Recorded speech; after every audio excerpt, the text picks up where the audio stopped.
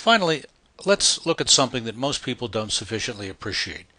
Good old-fashioned definitions. They're indispensable for anyone wishing to avoid unclear language.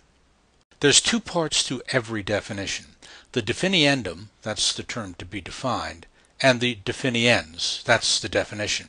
The table at the bottom of this slide illustrates the relationship between the definiendum and the definiens.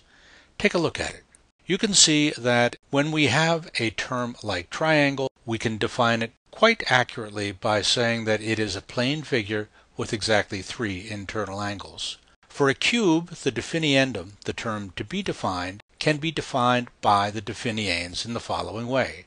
It's a 3-dimensional object with 6 sides, all of which are flat and square. And we can also be quite simple about these matters. For instance, if the term to be defined is something like puppy, we could use as a definiens for that term young dog.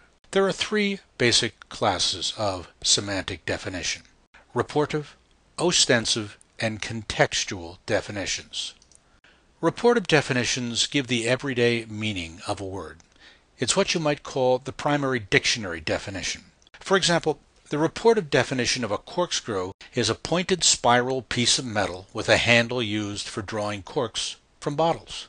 An ostensive definition gives the meaning of a word by pointing to some examples of things that are denoted by that word. It's sometimes called the pointing definition. For example, what's the best way to teach someone what the term cirrus cloud means? By pointing to cirrus clouds.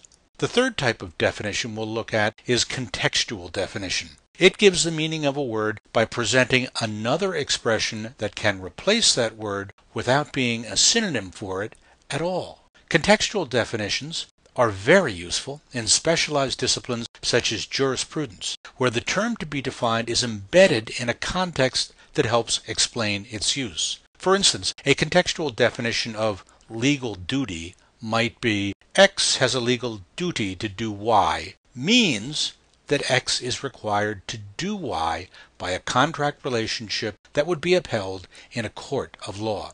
So what we're really doing with contextual definition is situating the term in the context from which it derives its meaning. This concludes this multi-part lecture on fallacies of unclear language. Thank you.